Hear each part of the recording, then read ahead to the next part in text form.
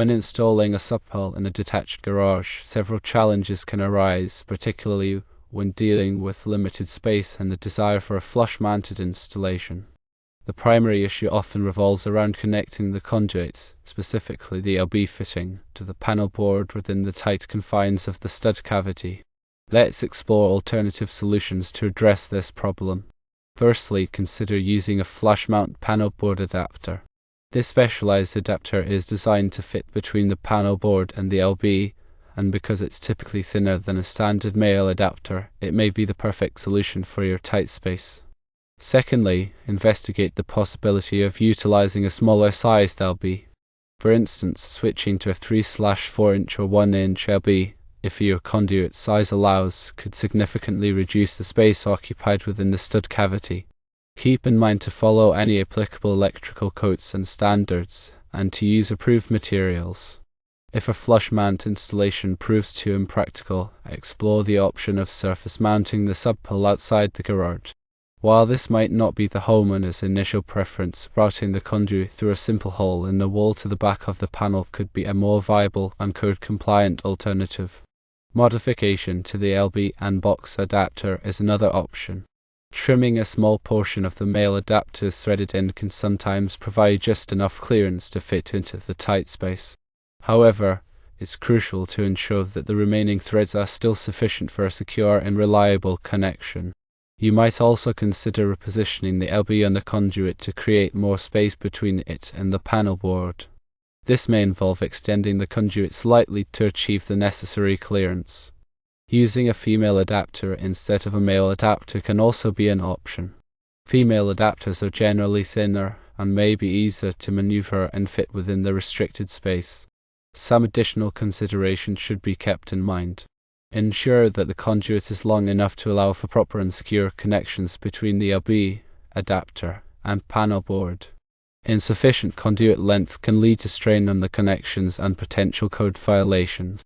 Securely mount the conduit and LB using appropriate clamps or screws to prevent movement and maintain a watertight seal. Proper mounting is essential for the long-term stability and safety of the installation. Also verify that the entire installation meets all applicable electrical codes and standards. This includes using approved materials and methods, proper grounding and bonding techniques, and ensuring that the subpanel is appropriately sized for the intended load. When working with electrical systems, safety should always be the top priority.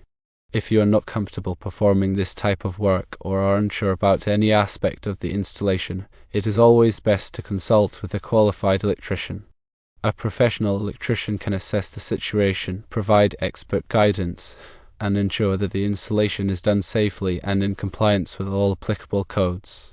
The National Electrical Code, or NEC, provides comprehensive guidelines for electrical installations.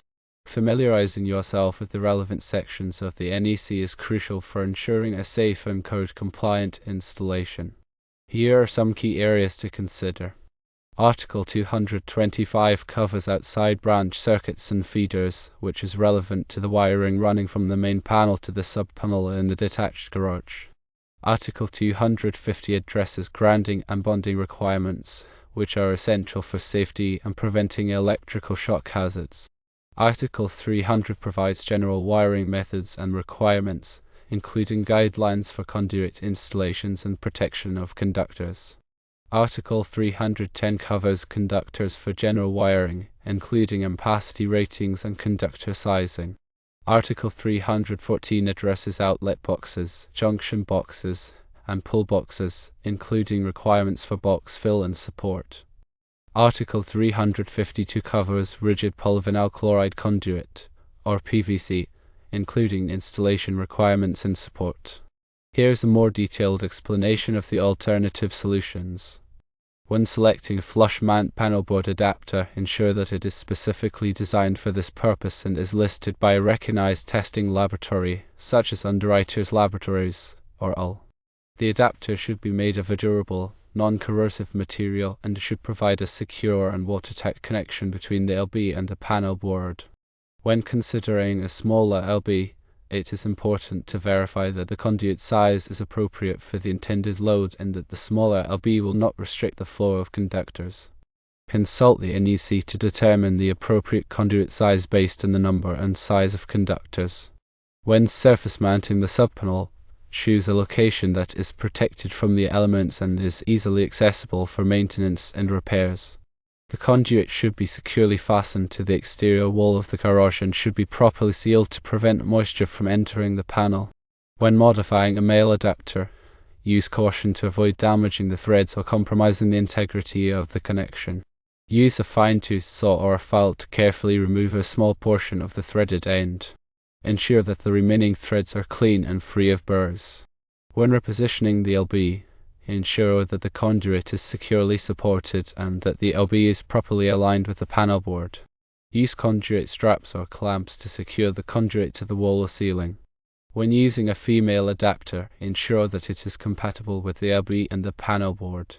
The adapter should be made of a durable, non-corrosive material and should provide a secure and watertight connection. When determining the appropriate conduit length, allow for sufficient slack to make connections and to accommodate any movement or settling of the structure. The conduit should be long enough to extend into the panel board and the LB without putting strain on the connections. When securing the conduit and LB, use appropriate clamps or screws that are designed for the type of conduit being used. The clamps or screws should be spaced according to the manufacturer's instructions and should be tightened securely to prevent movement. In addition to the above considerations, it is also important to pay attention to the following details. Ensure that the subpanel is properly grounded and bonded to the main electrical system. This is essential for safety and for preventing electrical shock hazards. Use appropriate wire, connectors and terminals to make secure and reliable connections. Avoid using wire nuts on large conductors or in areas where vibration is present. Label all circuits in the subpanel clearly and accurately. This will make it easier to identify and troubleshoot circuits in the future. Keep the area around the subpanel clear and free of obstructions. This will allow for easy access for maintenance and repairs. Finally, remember that electrical work can be dangerous. If you are not comfortable performing this type of work, it is always best to consult with a qualified electrician. An electrician can assess the situation, provide expert guidance, and ensure that the installation is done safely and in compliance with all applicable codes. Let us consider grounding and bonding in more detail. Grounding and bonding are critical for electrical safety. Grounding provides a path for fault current to flow back to the source, tripping a circuit breaker or fuse and preventing electrical shock. Bonding ensures that all metal parts of the electrical system are at the same potential, reducing the risk of shock. The NEC provides detailed requirements for grounding and bonding in Article 250. Here are some key requirements. A grounding electrode system must be installed at the service entrance. This system typically consists of a ground rod, a ground ring, or a connection to a metal water pipe. The grounding electrode system must be connected to the service neutral conductor. This connection is typically made at the service disconnect. All metal enclosures, such as panel boards and conduit, must be bonded together. This bonding is typically accomplished using grounding conductors and bonding jumpers. Equipment grounding conductors must be run with the circuit conductors to all equipment. These conductors provide a path for fault current to flow back to the source.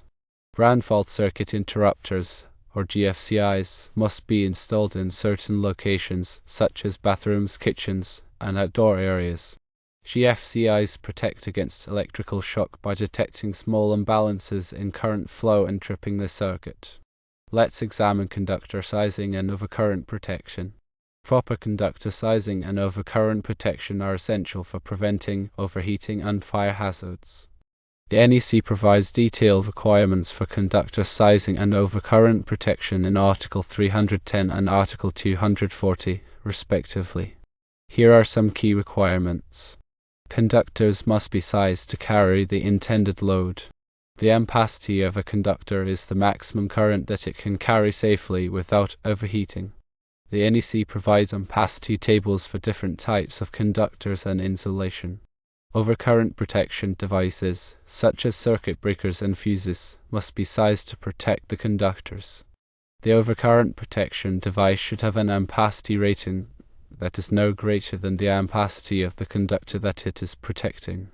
Overcurrent protection devices must be readily accessible and must be located in a dry location. Conductors must be protected from physical damage. This protection can be provided by conduit, raceway, or other approved means. Conductors must be properly insulated. The insulation must be rated for the voltage and temperature of the circuit. When selecting conductors and overcurrent protection devices, it is important to consider the following factors. The ambient temperature. The ampacity of a conductor decreases as the ambient temperature increases. The number of conductors in a raceway or cable. The ampacity of a conductor decreases as the number of conductors in a raceway or cable increases. The type of load. Some loads, such as motors, require special considerations for conductor sizing and overcurrent protection.